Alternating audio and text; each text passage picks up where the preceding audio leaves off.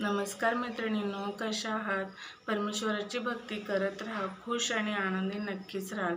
तर मैत्रिणींनो, 11 मार्च हा अत्यंत इतका महत्त्वाचा दिवस आहे ना. म्हणजे जे रोगी व्यक्ती, आजारी व्यक्ती, जे अंथरुणाला खिळलेले आहेत, ज्यांच्या शरीरावर कोड किंवा असं असं म्हणजे आपल्या त्वचेसंबंधी जे विकार आहेत, अशा व्यक्तींसाठी हा दिवस अत्यंत महत्त्वाचा आहे.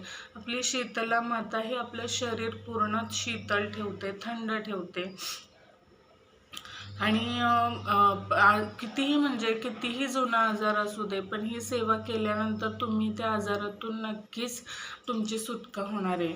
तर करायचं काय आहे, तर आपल्या शीतला मातेला शिळं अन्न आवडतं, म्हणजे असं द्यायची प्रथा आहे. तर 11 मार्चला शीतला अष्टमी हा दिवस आहे, तर हा विसरू नका तुम्ही. तर त्या दिवशी काय करायचं, एक वाटी घ्यायची, स्टीलची घ्या, मातीची घ्या. त्याच्यामध्ये ती स्वच्छ धुवून घ्यायची. त्याच्यामध्ये आदल्या दिवशी म्हणजे 10 तारखेला आपण भात बनवायचा. भात बनवल्यानंतर तो दुसऱ्या दिवशी तो शिळा होतो, म्हणजे थंड होतो. किंवा त्याच दिवशी जर बनवला तर त्या दिवशी सुद्धा आपण बनवू शकतो, पण तो थंड करून घ्यायचा.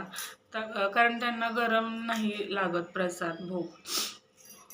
तर तो थंड केलेला भात त्या मातीच्या किंवा स्टीलच्या वाटीमध्ये ठेवायचा. त्याच्यामध्ये आपण थोडं दही घालायचं. दहीमध्ये आपण खडीसाखर घालायची.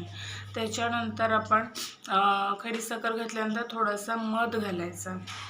आणि हे सगळं मिश्रण आपण भगवंतासमोर बसून, आपल्या घरच्या मंदिरासमोर बसून काय घातलं, आपण मातीच्या वाटीमध्ये आपण किंवा स्टीलच्या वाटीमध्ये भात घातला शिळा, दही घातलं, मध घातलं, साखर घातली आणि आपण प्रार्थना करायची आपण घरच्या मंदिरासमोर बसून, की असं माझ्या शरीरावर किंवा माझ्या अमुक कोण असेल, आई, भाऊ, वडील, मिस्टर, मुलं, ह्यांच्या शरीरावर असं त्रास होत आहे काही, म्हणजे नाही का, सफेद डाग उठतात किंवा कोणताही त्वचा विकार होतो किंवा कोणताही बऱ्याच वर्षापासूनचा आजार असतो, तर हा आजार आहे आणि तो घालवण्यासाठी आम्हाला तुम्ही नक्कीच मदत करा.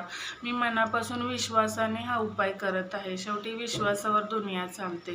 श्रद्धा ठेवा, विश्वास ठेवा. आणि त्याच्यानंतर ही वाटी घ्यायची आणि आपण एका जवळच्या ह्याच्या वडाच्या झाडापाशी जायचं. सॉरी, नीमचं झाड असतं ना, म्हणजे कडुलिंबाचं झाड, त्या झाडापाशी जायचं आणि ती वाटी आपण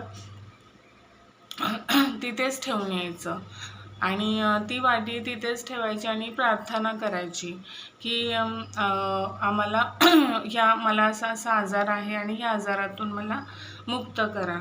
आणि ती वाटी ठेवून घरी यायचं.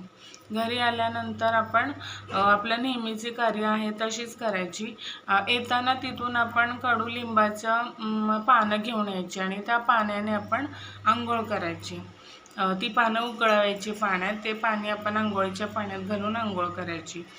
हा उपाय करा. तुमच्या शरीरावरचे नक्की काही त्वचा रोग असतील, आजार असेल खूप दिवसापासून, तो जाण्यास तुम्हाला मदत होईल.